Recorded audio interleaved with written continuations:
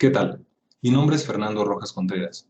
Soy alumno del programa de Maestría en Ciencias en Ingeniería Aeronáutica y Espacial de la sección de Estudios de Posgrado e Investigación del ESIME Ticomán, perteneciente al Instituto Politécnico Nacional.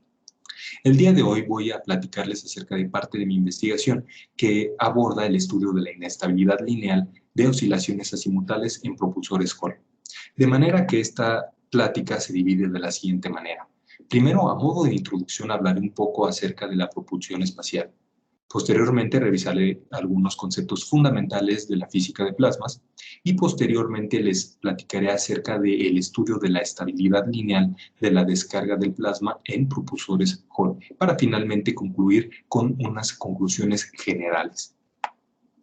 Así que bien, a modo de introducción, normalmente cuando nosotros escuchamos la palabra propulsión espacial, quizá lo primero que nos venga a la mente son cohetes como los que podemos ver en la figura de la izquierda. Sin embargo, aquí surge la pregunta, ¿todos los vehículos que operan en el espacio utilizan esta clase de tecnología? Y bueno, la respuesta es que no todos. Hay una gran cantidad de satélites y de sondas espaciales que utilizan la propulsión eléctrica o también llamados propulsores de plasma. Es por ello que preparé para ustedes este cuadro comparativo. Por un lado, los cohetes se utilizan especialmente para misiones que requieren grandes cantidades de empuje, como pueden ser, por ejemplo, maniobras de despegue y aterrizaje. Por su parte, los propulsores de plasma se encuentran especial aplicación en misiones que requieren un alto impulso específico, o lo que es, en otras palabras, funcionar por periodos muy prolongados que van desde los meses hasta los años. Sin embargo, lo hacen produciendo una cantidad de empuje que está alrededor de los mililitros. Y es por ello que la propulsión eléctrica no viene a reemplazar a la propulsión química, sino que son dos tecnologías que tienen perfiles de emisión muy distintos. En alguna manera podemos decir entonces que son complementarias. Entonces, bien, revisemos entonces la física de un propulsor Hall, que es un propulsor eléctrico y es de los más utilizados. Se tiene pues, como pueden ver en el esquema de la izquierda, una cámara anular, que en su base tiene un ánodo, pero también tiene un ducto por el cual se inyecta gas propelente. Este gas propelente normalmente es xenón, es un gas noble y se escoge por su bajo potencial de ionización.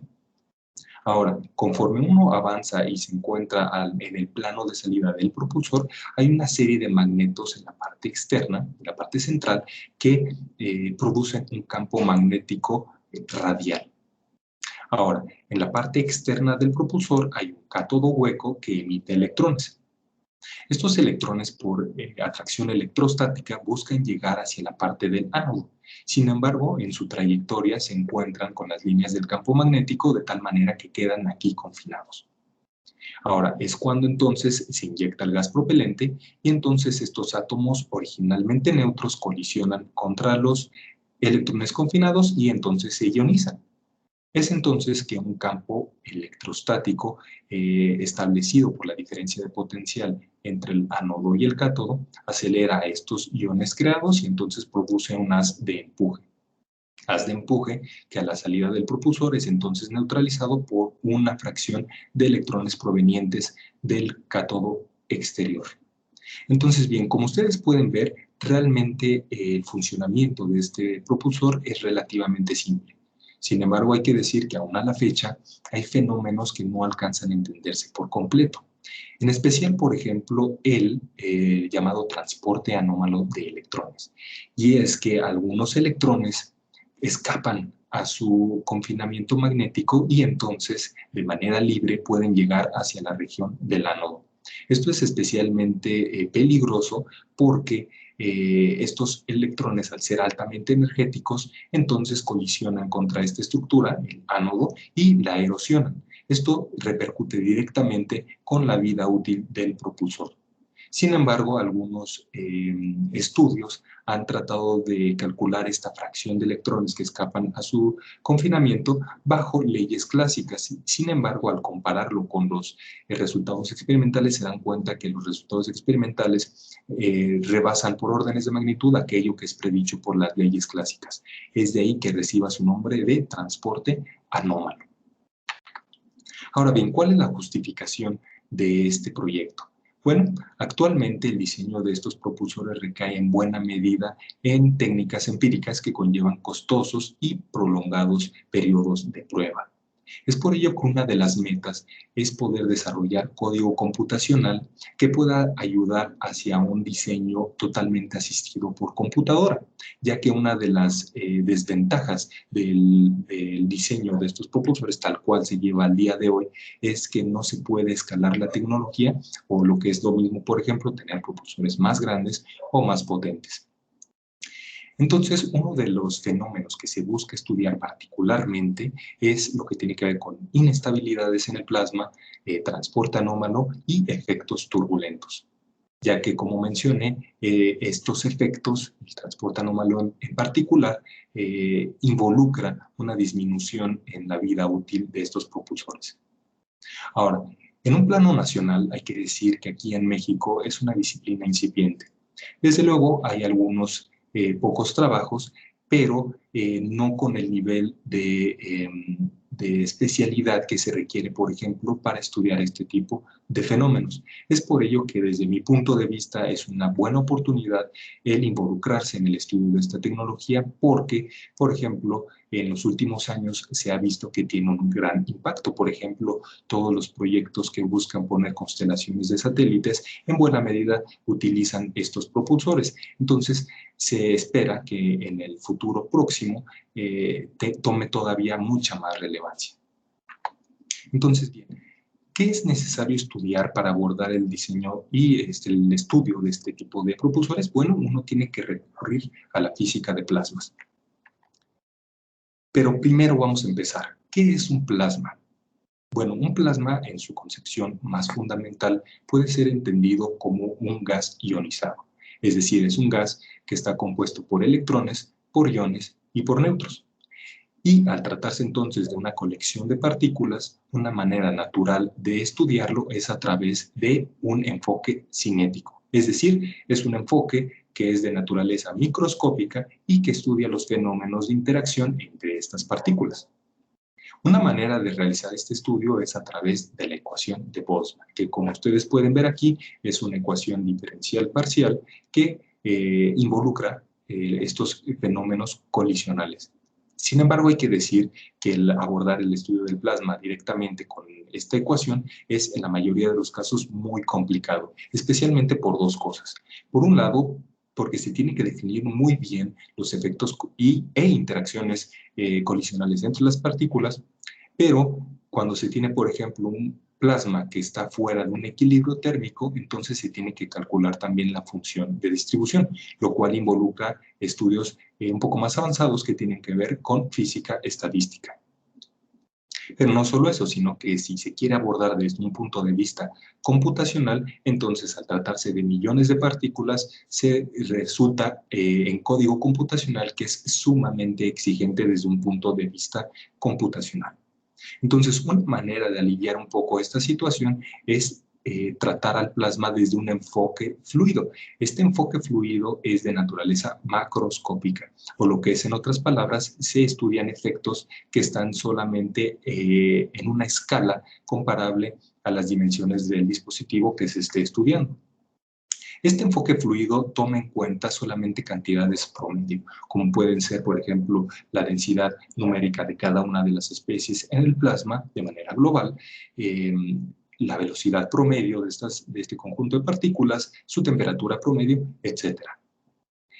Normalmente este enfoque fluido es descrito por ecuaciones de conservación, que pueden ser conservación de partículas, cantidad de movimiento o energía, y que de alguna manera son ecuaciones que son reminiscentes a las ecuaciones de Navier-Stokes que se utilizan en la dinámica de fluidos. Sin embargo, como este enfoque se obtiene a través de calcular momentos de la ecuación de Boltzmann, entonces es de alguna manera menos general que el enfoque cinético.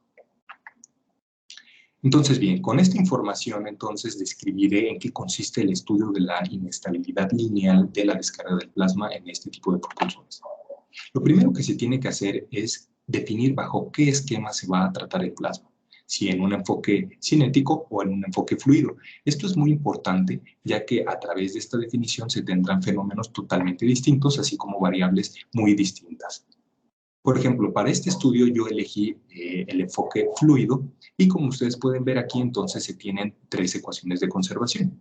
Sin embargo, como el título de esta lámina lo dice, realmente es un enfoque multifluido, porque se va a tener un conjunto de estas 3 ecuaciones para cada una de las especies presentes en el plasma, es decir, un conjunto para electrones, otro para iones y otro para neutros. Ahora bien, aquí voy a presentarles el estudio de la zona de aceleración, que como ustedes lo pueden ver en la figura de la izquierda, es la sección que está coloreada en verde y se encuentra hacia la salida del propulsor. Algunas de sus características son enlistadas en el lado derecho y es aquí el punto en donde también se busca estudiar la importancia de algunos gradientes, por ejemplo. En este caso se tomó en cuenta el gradiente del plasma y gradiente de la velocidad ciclotrónica de electrones, a modo de ver la repercusión que tienen estos gradientes sobre la inestabilidad del plasma.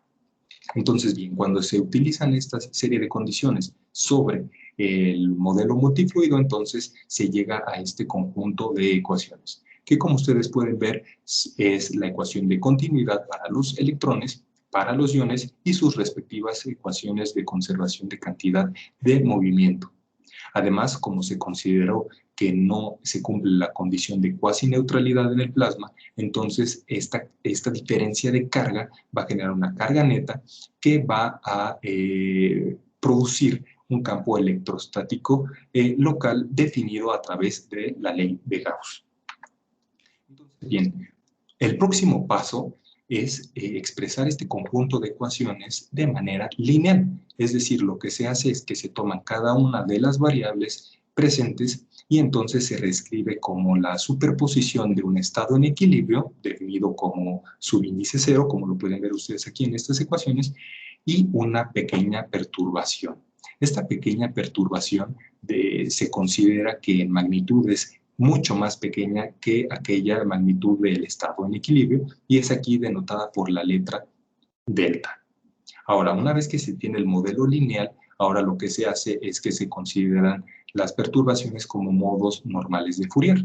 O lo que es, en otras palabras, lo que se hace es que se hace una transformación de un espacio de configuraciones, es decir, estas perturbaciones están en función del espacio-tiempo y ahora se van a traducir a un dominio de la frecuencia. Es decir, estas perturbaciones ahora van a depender de la frecuencia y del vector de onda. Este vector de onda, para este caso en particular, se tomó puramente azimutal, de tal manera que, como ustedes pueden ver aquí, resulta en este conjunto de ecuaciones. Ahora, este conjunto de ecuaciones puede resolverse de manera numérica como un problema de eje en valores, donde el vector de variables son la serie de perturbaciones y entonces se obtienen soluciones complejas. Estas soluciones complejas, por ejemplo, su parte real corresponde a la frecuencia de los modos o de las ondas y la parte imaginaria es una medida de su razón de crecimiento. Ahora bien, cuando se grafica entonces la razón de crecimiento para este modelo en la sección de aceleración, se obtiene la gráfica del lado izquierdo, que como ustedes pueden ver aquí, la línea punteada de color rojo es el plano de salida del propulsor. Y como se pueden dar cuenta, entonces se tiene un comportamiento inestable a lo largo de toda la sección de aceleración. Y por otro lado, cuando se grafica su frecuencia, aquí hay algo interesante, y es que esta perturbación, que de hecho fue la única perturbación que se obtuvo inestable dentro del modelo y que está relacionada a la perturbación en la densidad de electrones, tiene una frecuencia negativa. Y esto es interesante porque entonces esta perturbación se está produciendo en una dirección que es contraria a la deriva ciclotrónica de los electrones. Pero no solo eso, sino que cuando, por ejemplo, uno ve más de cerca la magnitud de esta frecuencia, realmente es muy alta. De hecho, por lo menos es unos 3 órdenes de magnitud por encima de la frecuencia, de las frecuencias más altas que son reportadas en la literatura. De tal manera que esto es una indicación de que posiblemente uno tiene que regresar al modelo original, relajar algunas de las suposiciones, incluir más términos a modo de tener una configuración que sea un poco más fiel o más real a lo que sucede realmente en la descarga del plasma en este tipo de propulsores. Por último, hay que mencionar que cuando se hizo una variación de parámetros, se vio que el modelo es más sensible a variaciones en el gradiente de densidad del plasma que en el gradiente, en variaciones del gradiente de la velocidad ciclotrónica de los electrones. Entonces, bien, a modo de conclusión, ¿qué relación tiene entonces este tipo de inestabilidad con el transporte anómalo? Bueno, aquí lo que se hizo es que se calculó la fase de los eigenvectores relacionados a este modo inestable y se observó algo interesante, y es que la perturbación en la densidad de electrones se encuentra correlacionada con la perturbación de la velocidad axial de los electrones. De tal manera que, de acuerdo a la literatura, esto es una buena indicación de que la perturbación en la densidad de electrones produce una difusión neta de electrones en dirección axial, lo que de alguna manera es una medida cualitativa del transporte anómalo. Sin embargo, como mencioné, la frecuencia de este modo inestable es muy alta, de tal manera que el estado actual de mi investigación busca derivar modelos propios considerando la suma de otros efectos térmicos, por ejemplo, ya que se sabe que son importantes. Y de hecho puedo adelantarles que algunos resultados preliminares sugieren modos inestables dentro del rango de las frecuencias consideradas en la literatura, lo cual es una buena, son buenos resultados, es una buena indicación. Por último, también hay que decir que hay algunas restricciones en este modelo fluido y tienen que ver principalmente, en el caso del propulsor Hall, con que se toma en cuenta solamente efectos macroscópicos, dejando fuera, por ejemplo, efectos turbulentos, lo cual de alguna manera se sabe que también contribuyen, vamos, a este transporte anómalo. Pero no solo eso, sino que también este modelo fluido se basa en una suposición de que el plasma está en equilibrio térmico, lo cual para esta clase de propulsores no es precisamente el caso, ya que la temperatura de los electrones se encuentra por órdenes de magnitud arriba que la temperatura de las otras especies, es decir, de los iones y de los neutros. Y pues bueno, ese es hasta el momento el estado actual de mi investigación. Quiero agradecerles a todos aquellos que atendieron y se interesaron por esta plática, pero especialmente quiero agradecer a la organización de este segundo Congreso Nacional de Actividades Espaciales por toda la organización estupenda que han hecho. Entonces, muchas gracias. Por último, aquí dejo una bibliografía sugerida para todos aquellos interesados en indagar un poco más profundamente acerca de lo que hablé el día de hoy. Así que, nuevamente, muchas gracias.